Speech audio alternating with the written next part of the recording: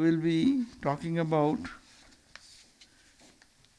this grace which comes from God Himself.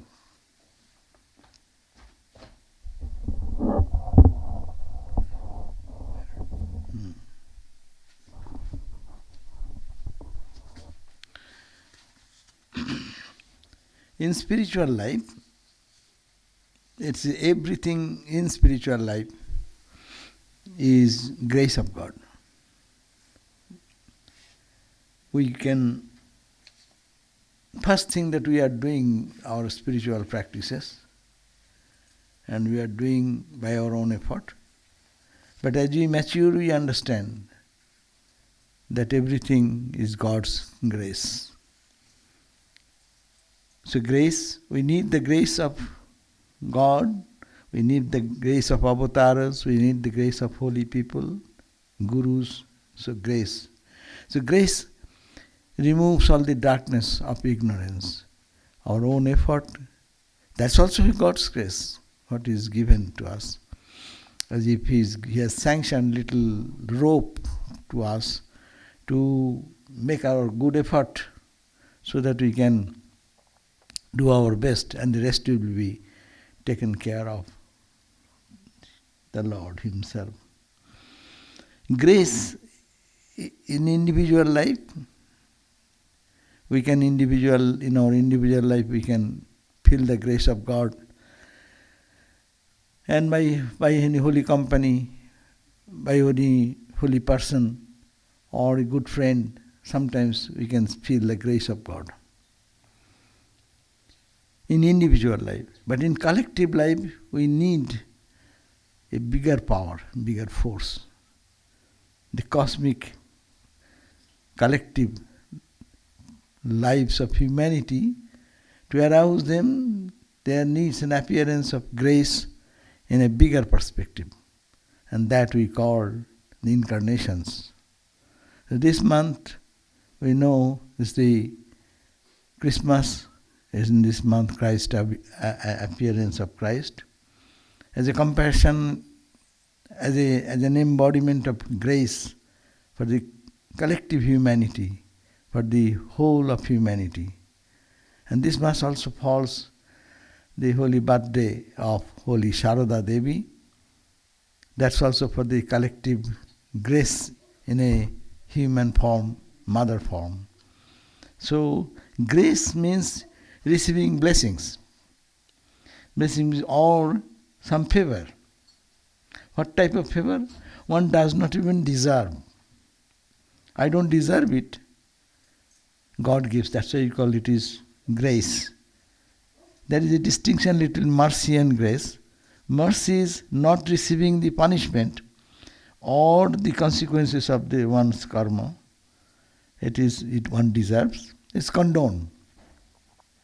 But here is the unconditional thing is that receiving favor one does not even deserve. I am incompetent, I am not competent, but still God's grace takes away my all sufferings. It is Ramakrishna said, when God incarnates, the wind blows and that clears the sins of all. When the bridge of Malaya, there is one type of bridge, it's called Malaya bridge.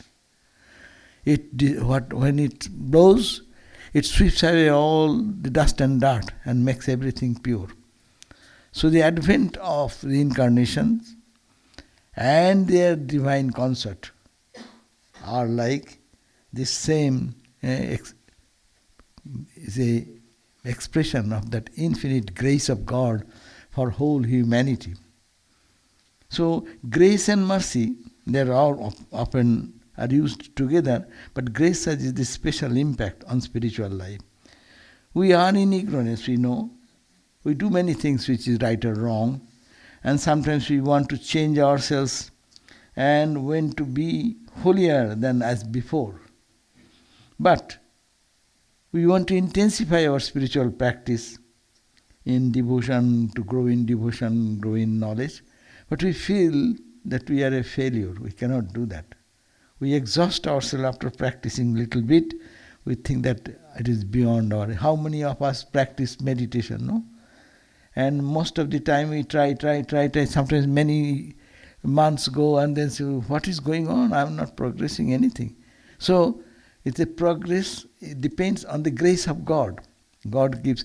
Of course, our effort should be there. Effort, as I said, is also a blessing given by God. That range is given, that capacity is given to us, all of us individually. But exhausting that, then we find helpless. It is given the example that the woodcutter, when they cut the big trees, they chop the root at the bottom, no? But they cut, and don't have to finish. After finishing, most of the effort is exhausted, then you see that tree falls of itself. So the ignorant tree, ignorance in our mind, all our confusions and doubts is gone by His grace only.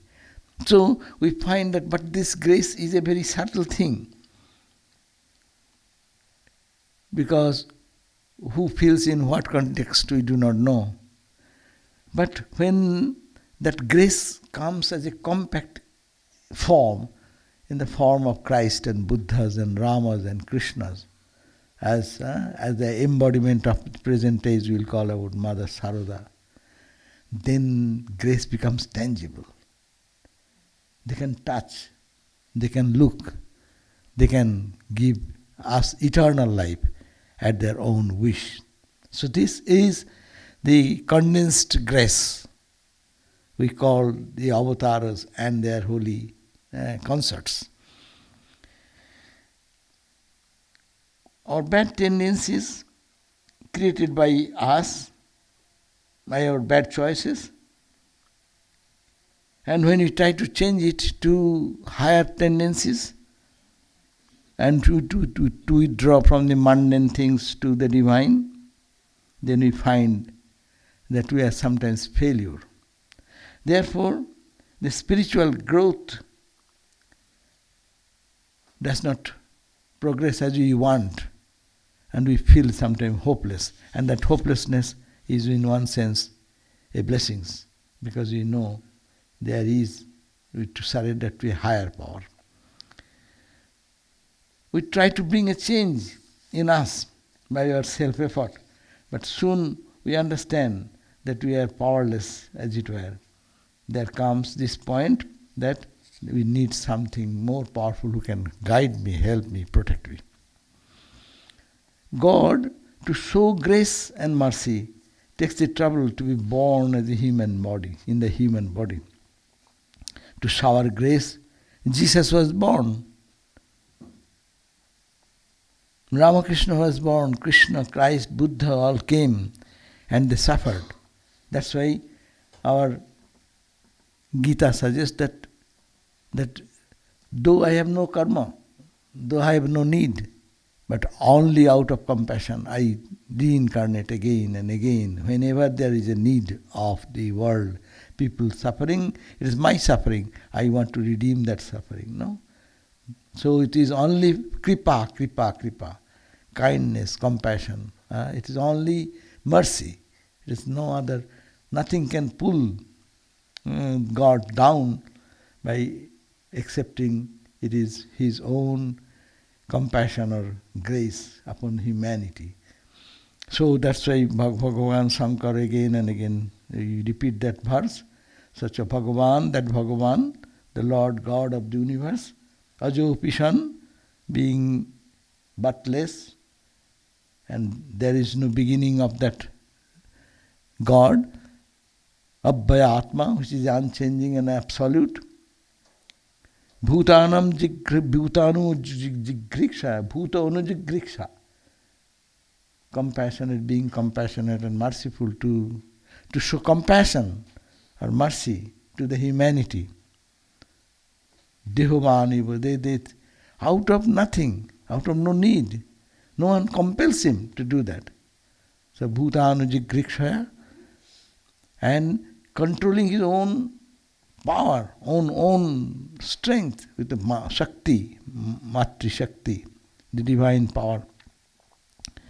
Swamayaya, by his own Maya, Dehovan, Evo, as if he is born like a child, goes to the sufferings of life and redeems the people from their suffering. And that is his, what a compassion. So that is this appearance comes again and again as the divine grace of God in us, in our life. And they lead a life, and we can think of them years and years past, and then we can still feel the presence of that divine incarnation, Christs and Buddhas. They keep back in their back some such power in their teachings and their life they lead. No? So it is the grace of God that God comes down is for the collective benefit of the whole humanity. And for time, it continues, its impact goes on and on and on and on. So this spiritual life, to inculcate spiritual life, we need to go to them, to these extraordinary spiritual personalities who come down for the good of us and for our spiritual benefit. We need to think of them, and that is our attempt today. To enrich the individual spiritual life, fulfilled, and the collective life to move towards God or peace or blessings or fulfillment, we need these incarnations. And it is a great opportunity to think again and again of their birth, of their actions, of their blessings, of their all the unusual thing they do out of compassion. Rabindranath Tagore has a beautiful song. He said, "O Lord, my life, you have to wash my life by your kindness, by your compassion, by your grace. My life is troubled with all negativities. It's full of sin. Sin means not doing or acting in the way we want to live the life. But that is, I am all dirty in my personality. So please clean me. And I want to offer my adoration to you." And we find that all blemish is coming out of my mind. No? Therefore, I cannot offer my heart and soul to you. So therefore, please help me. Be compassionate to clean me and take me at your lap. Don't allow me to play in the dirt anymore. Upanishad says that yame vaisha vrinute tena labdha. Who accepts yam eva esha vinute. Esha means the Atman or God, whom he or she lets. Tena labdha, by his compassion only this realization comes. And to that soul whose grace falls on whom, that person can be awakened into the consciousness of their own self. Shankaracharya is talking about that grace. He is talking about that, "Oh Mother, you are holding the key to the door of spiritual wisdom. Please open thy door." Swami Vivekananda is calling in his poems, beautiful poems, "Oh Mother, open thy door. I am tired of working in the world's suffering and pain. Please open your door of Maya's door, so that I can see you in your divine glory." So we find that these incarnations come only for the good of humanity. And we remember them again and again, so that our mind becomes purer and purer. And to understand how much effort we do for our spiritual practice, ultimately we have to surrender for His grace and mercy. It is mercy is important. Sri Ramakrishna, it is when incarnations come, in most of the cases, I'll talk about Little Holy Mother today. Incarnations come to redeem humanity. As we know, Rama, Krishna, Christ, Buddhas came. But sometimes they come with their divine concert. Sometimes they come alone. And we find that the divine incarnations who come, when they bring their divine concerts, their role is very hidden in the backside. No one knows their glory. Say Rama came, Mother Sita. We know of Rama's glory, but very few stories are there where one talks about Mother Sita or her contribution openly for the society, accepting, leading the exemplary life, etc. Krishna with Radha, the intense love of Radha, the beauty of her spirituality is hardly very much expressed and known. It is very special that in this Sri Chaitanya came, the Vishnu Priya, the wife. She is a divine incarnation of God's concert, but no one knows about her glory. And they were hidden, they acted hidden. But only we find in this incarnation of Ramakrishna that Holy Mother, Sarada Devi, became a prominent figure of the example of grace and compassion for all humanity. Sri Ramakrishna, before his passing away, he was asking Holy Mother that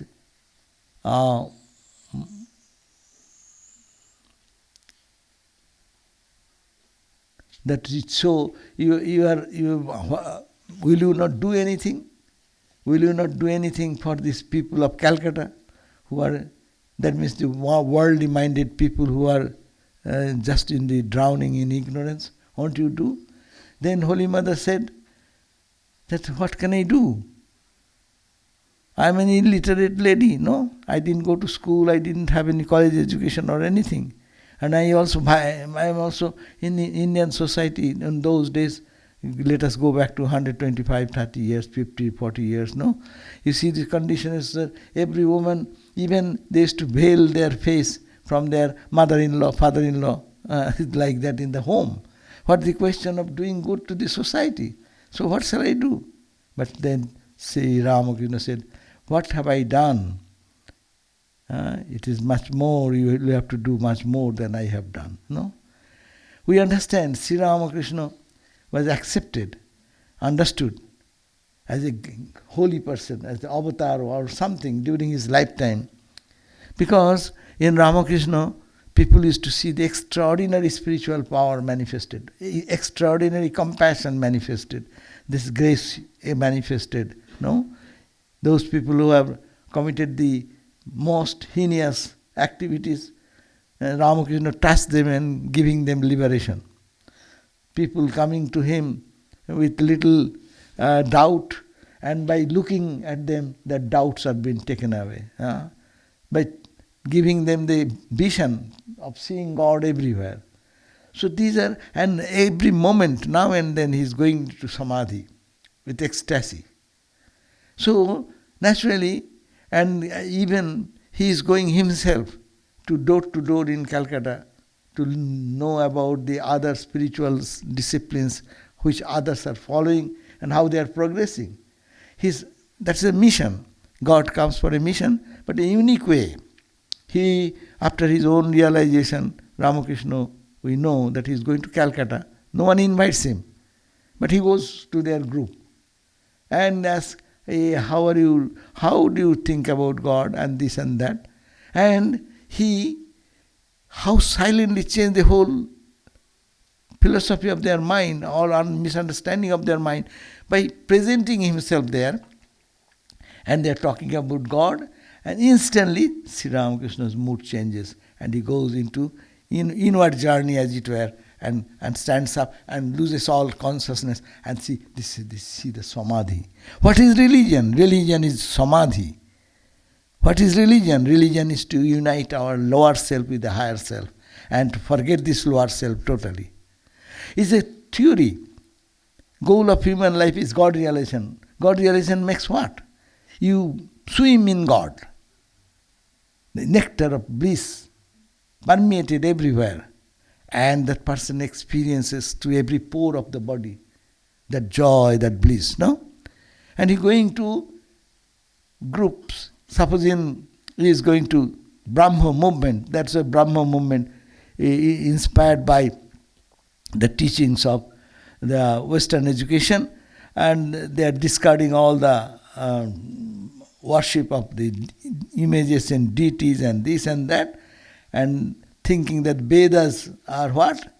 They have been taught Vedas are the songs of the illiterate farmers.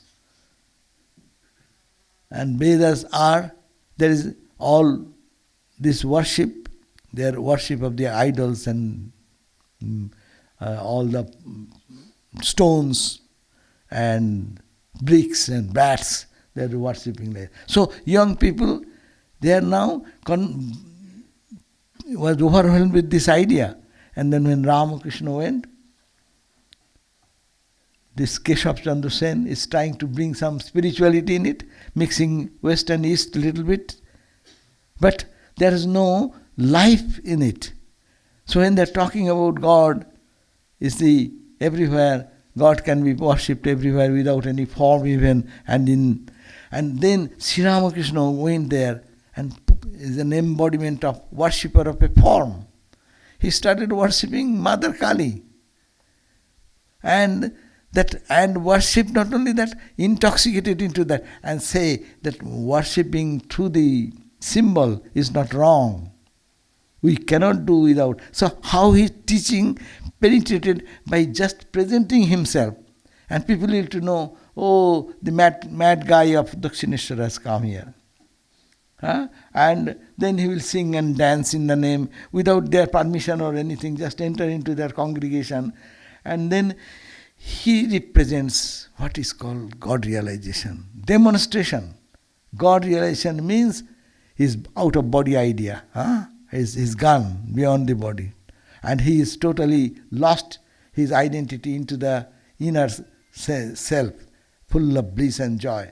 And that atmosphere suddenly get transmuted. So that way Sri Ramakrishna started preaching, and most of the intelligent people of Calcutta that time and highly educated people gradually got interested in Sri Ramakrishna, and they tried to announce that Ramakrishna is an incarnation, great spiritual power. Understand. That much we can understand, yes, by his spirituality, is going to Samadhi now and then, is an extraordinary phenomena. With that, people can easily understand the glory of Sri Ramakrishna. But what about Holy Mother? How she will be controlling and guiding the society for the human future austerity? Swami Vivekananda said, Ramakrishna's greatest contribution is Holy Mother. She has kept for us, for the whole humanity. And Holy Mother's advent, he said that Sarada Devi's advent has awakened the cosmic Kundalini power of the world. She has come to awaken the motherhood in the whole world.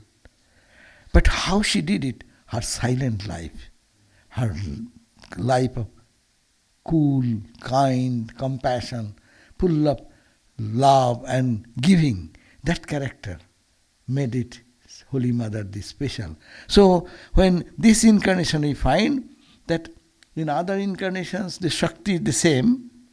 When incarnation comes, the Shakti, Bhagavan comes with the Shashaktik. But the role of the Divine Mother was not prominent. But this time Mother Sarada's role was silent, but it is deep and profound.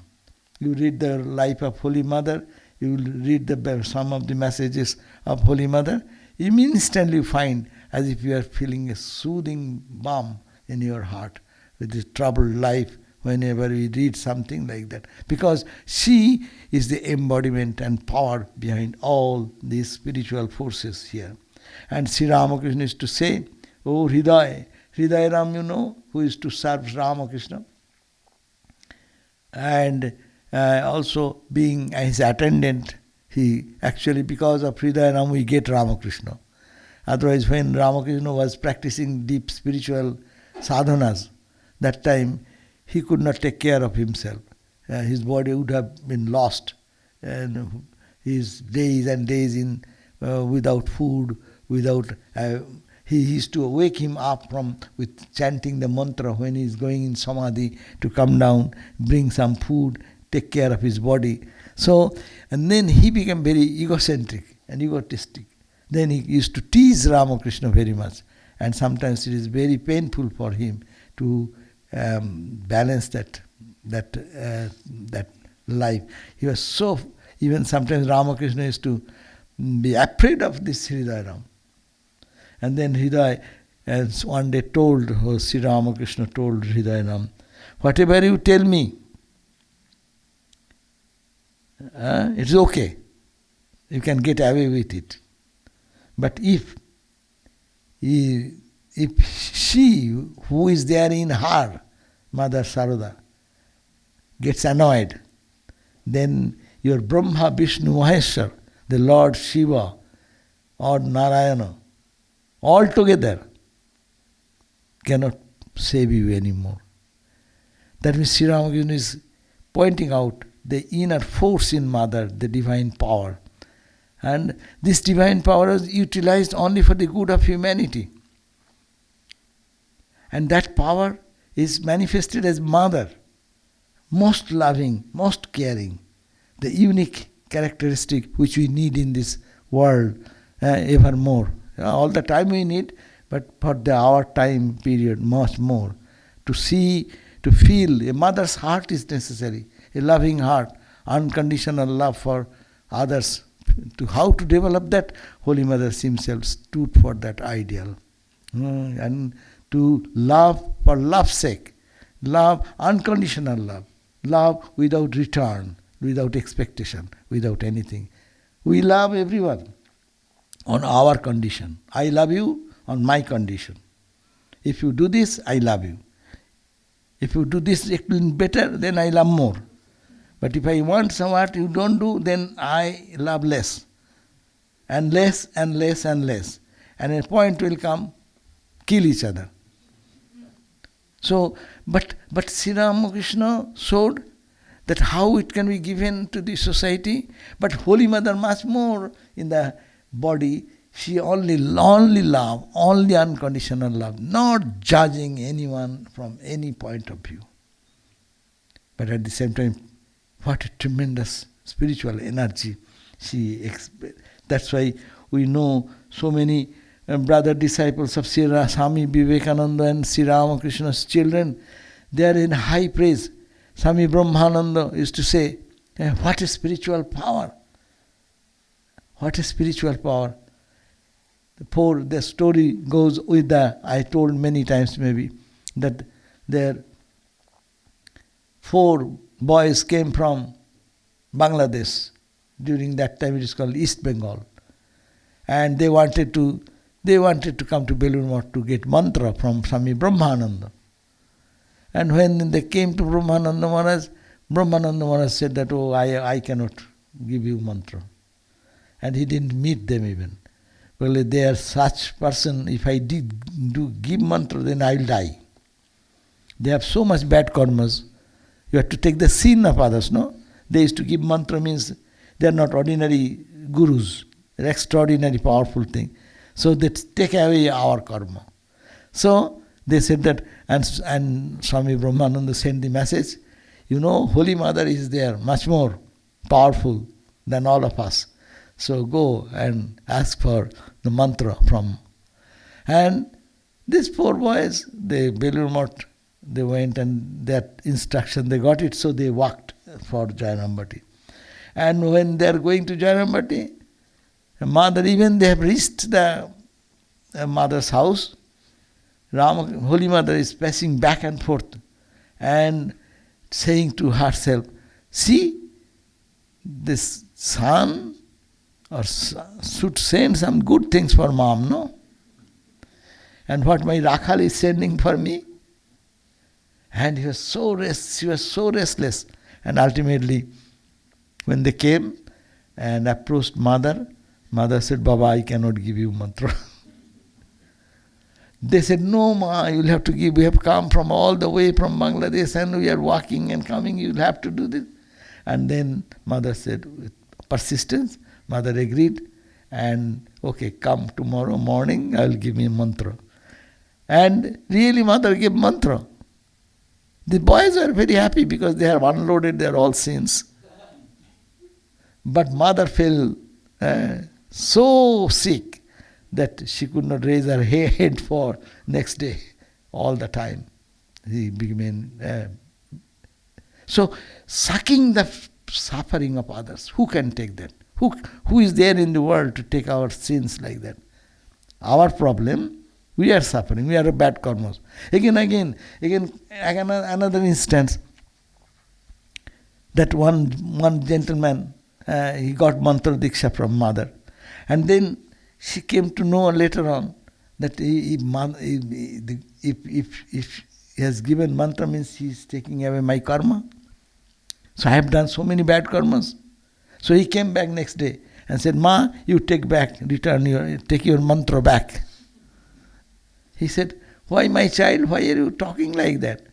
He said that because I have committed so much mistakes, so much wrong things, and those are, I don't want that you should suffer for me. Let me suffer my karma.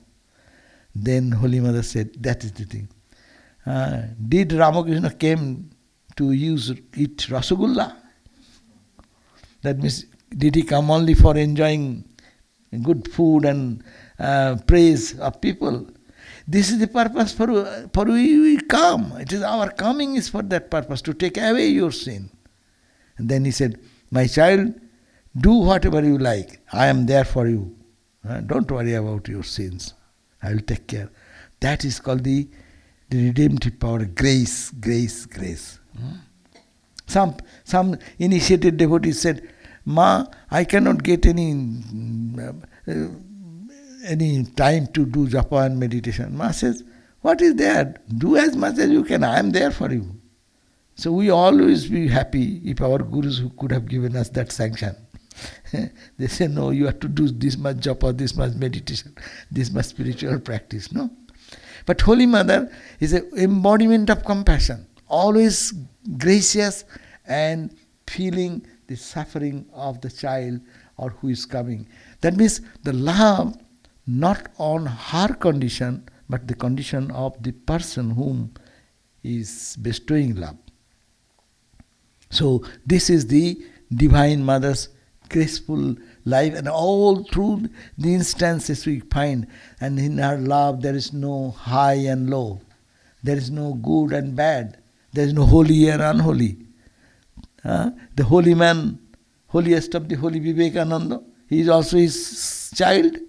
Swami Brahmananda, who is a spiritual dynamo, he is also his child equally. But they know Holy Mother. That's why when they used to go to Holy Mother, they were very much careful about their purity of the mind. They will sprinkle Ganga water on their body and approach, and they will be shivering out of fear and just salute and come away from Mother. Such a power, it is only for the removing the darkness of the heart. Swami Vijnanananda, Swami Sahananda Maharaj's guru.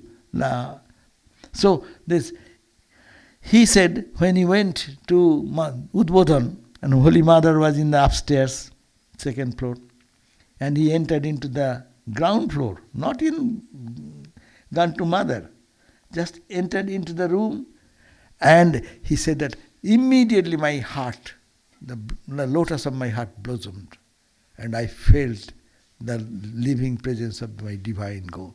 So Mother is upstairs, and this receiving in student is here, no? And his heart is open, bloomed. So this is the power of the Divine Mother, and that is always for the good of humanity, for redeeming the suffering. So this is the how to lead that life. Then we have to follow their instructions. Not many. Holy Mother's advice is very simple, very very mother sweet and soft.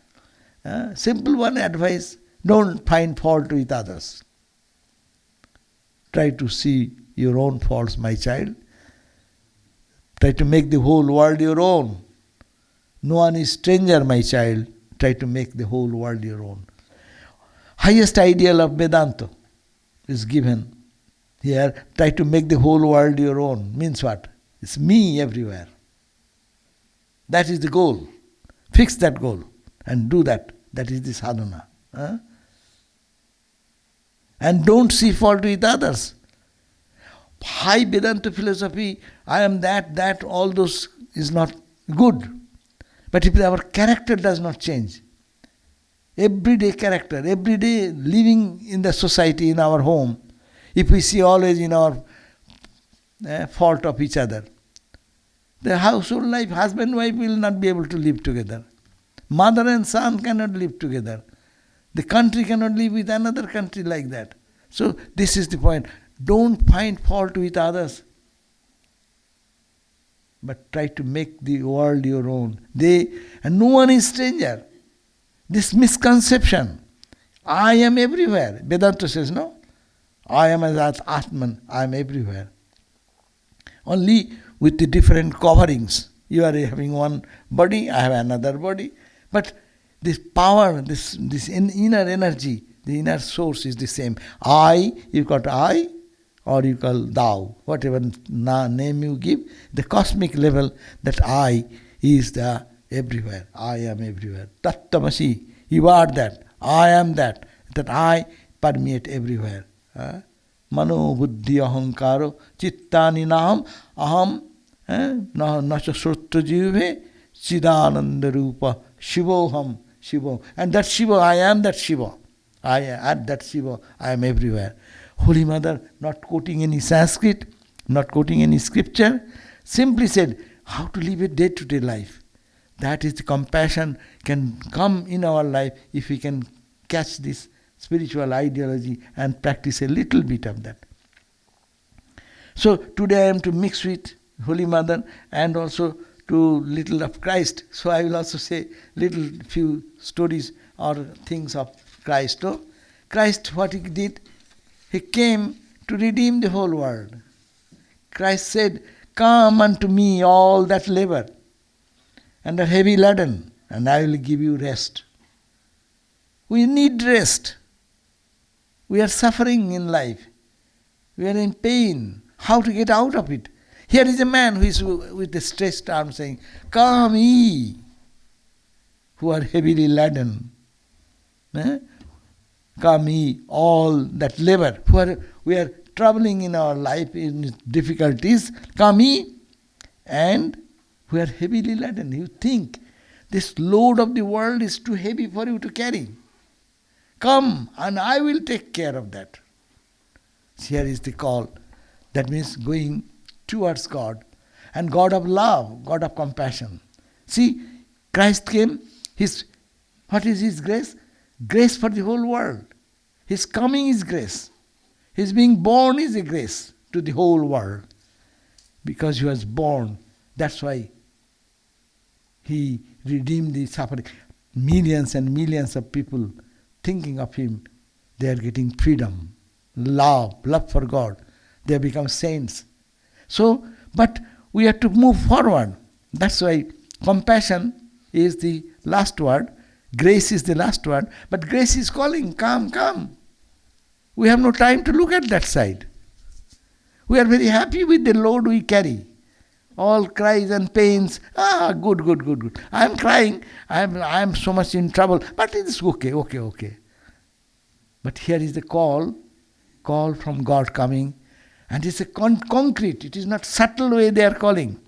It is not mystical God. It is a God who is walked in the ground and moved like a human being, and who has been put into trouble by crucifixion. And what is the blessings at that point also?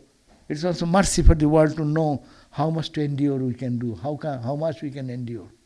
So Christ said that, come unto me all that labor. That is the important point. Are you labored in life's journey? Those who are not, they will not listen to this call. Call will be there, it will not reach the ear. It will come into the ear and go away in the other ear. And those who will be heavily laden with the load, feeling the load of life's journey, then they can respond to that. And for them, he said, I will give you rest. And follow me.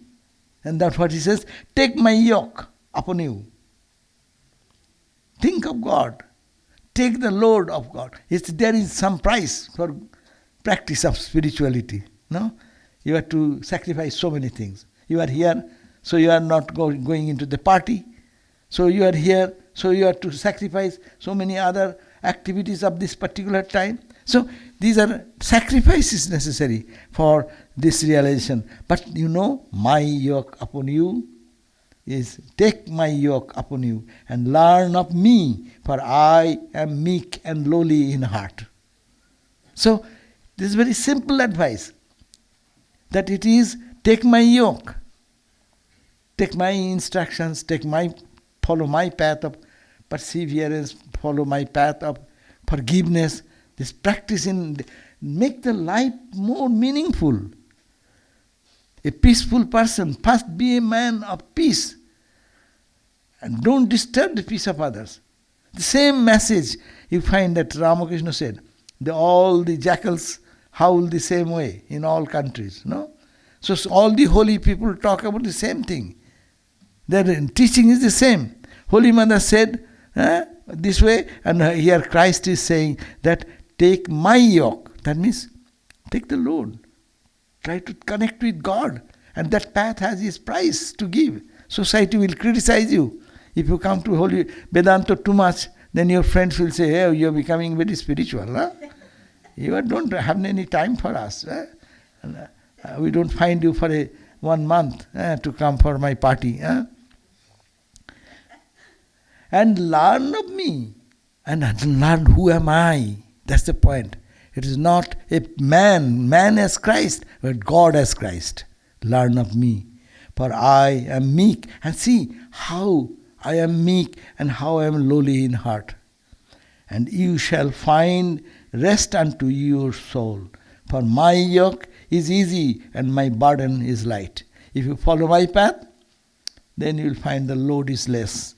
You are carrying the load yourself, that is too much. But you can give to me, I am there, and I am asking you to come. So that means transformation of the character. The nature should be blessed to the pure in heart. Try to be pure in heart.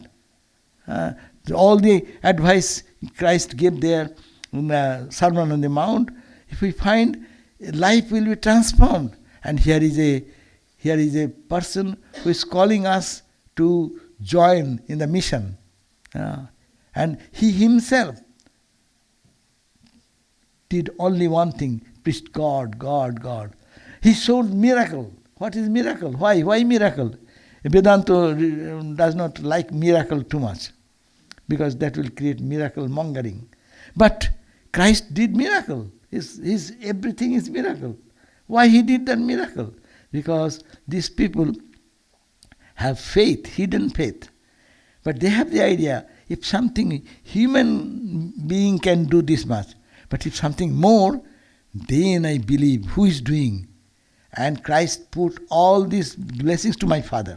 Anything good have been done, my Father in the heaven. So all glory goes. No, someone is saying, "Good Lord, good." But why are you saying good? Only God is good.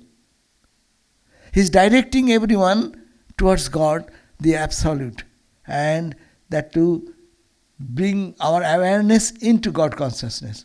So how to be meek, how to be soft, how to be forgiving, how to adjust life, how to endure suffering in the name of God. What Christ did while he was crucified is a misunderstanding and also jealousy of people. But he lived in that condition and he joyfully accepted that. He could have escaped. There are more chances, and there was chances that he could have escaped. But no, he knows the consequence, what will happening. But why he did it? Why he took the path of that crucifixion? Because he knows that if I suffer so much, others can take little bit of suffering of life and can get over it and think of God. And what is the blessing? At that point he is saying, "Oh Lord, please forgive them. They do not know what they are doing." No? And he's at the same time, the thief who is crucified by the side, he is also saying, "What will happen to me? Oh Lord, please take care." Yes, I will take care of you. Come with me in paradise. No? This compassion for all and protection for all and giving guidance to all for the path of peace and harmony.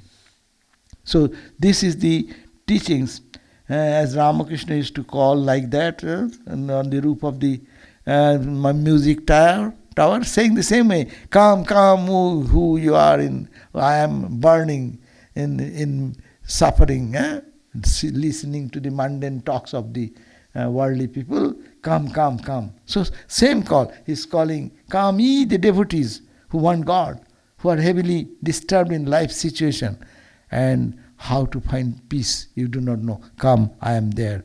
And take my path, it will lessen your load. You can take any other path, it will burden you more. But I will redeem. Because my grace is coming there, and I will help you."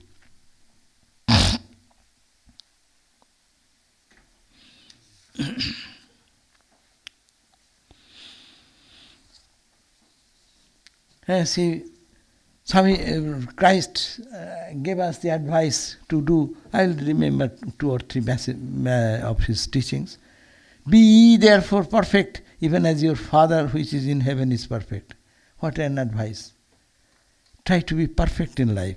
Perfect means whatever we do, whatever we think, whatever we serve, everything should be perfected. So what a grand idea. Spirituality and perfection, and that idea. Love your enemies. Bless them that curse you. Do good to them who hate you. And pray for them which despitefully use you and persecute you. My God. The world would have been changed in one split moment if people take this advice, no? Love your enemies. Who is your enemy? Holy Mother said, "No one is stranger, my child." Language is different. And Ma said, "No one is stranger, my child." Here he says, "Love your enemies." Holy Mother did not read Bible in her life. Did not. That opportunity was not for her. What she is saying, see how is tuned to the same line. Same words are talking. Bless them that curse you. Oh my God. Someone cursing me, I'll take a knife and run after him. If I cannot, then I will at least call my friend and say, "No, he's such a rogue, he did that to me. No? Even if I have no power to kill him or do anything, at least I will be vomiting those anger and to my friends or whom I may like." No? And here he says, bless them. Love them, bless them that curse you. Holy Mother said in another place, someone said, "Ma, they are blessed, they are cursing you." They say, I do not know. Poor guy, he has his, maybe some suffering is there, we do not know why he is suffering. Mother is saying that this is because of her other suffering, she is cursing me, but it's okay. Okay to accept it. Because she is cursing me, poor guy. And out of compassion, Mother said, "Poor guy." And she has some suffering for that that's okay. So here is, bless them that curse you. Do good to them who hate you. Not only good. Good friend, you good. Friendship can be kept with good with the good. You go beyond. See? Vedanta coming. Go beyond duality. Good and bad. First you do good. First you do auspicious work. And then reach a point, then even who is not your friend, who is just hating you or misbehaving with you, just go one step up. Don't come down to the step of the person. But he is mean. He will be mean. But your character should rise above. That's you are following Christ. Not going to church is Christ. Or not going to temple only makes one spiritual. It is only love for God and following this principle. And pray for them which despitefully use you and persecute you. Oh my God. Those who are persecuting you and despitefully speaking ill of you, go and pray, oh Lord, please help them, please do good to them, please do good to them. What an expansion of heart. First, we have to understand before becoming spiritual, God realization, samadhi, don't big words. Is it not an example in the world if we can practice a little bit of this? See? Lay not up for yourselves treasures upon earth, where moth and rust doth corrupt, and where thieves break through and steal. No? You collect money, you collect anything in the material world, it will be rusted, it will be used by something else or lost. But lay up for yourselves treasures in heaven, where neither moth nor rust doth corrupt, and where thieves do not break through, nor steal. There is nobody to steal. Make your home the heaven.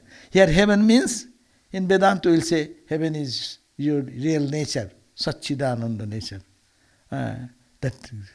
Make your home there, not this home. This home is a temporary visiting place. It is like the inn. And in our Bengal, there are many songs are there. Sangsar, this is like a jatra. You are making a trip. And this sangsar, this world, is like a inn, and you stay for few days, few nights, and then go to another place. Sangsar videshe, videshir beshe, brahmo keno akarane, mano chalo nijo nike tane. See, Christ is saying, you can match with the song what Ramakrishna used to sing. Mana chalo nijo niketane. Chalo, oh my mind, chalo, go in your own abode. Why are you wandering in this unsubstantial world of the foreign land? Videsi. For few days. We are here for few days. Everyone's life is limited, no? Maybe 100 years, maybe 110 years. Then what? It will go. So it is a temporary abode. Why are you getting so much abode? May say, lay yourselves treasures in heaven, and where neither moth will be there, nor rust will be there, nor that will corrupt, where thieves do not break through, nor steals. No? So no taxation. Modern can't. There will be no taxation, and so you can save your money. But that is not saving. Saving your treasure in heaven, that means in God. So we just want to say that it is God's grace is necessary to have this mood, to surrender to God and to crave for His grace.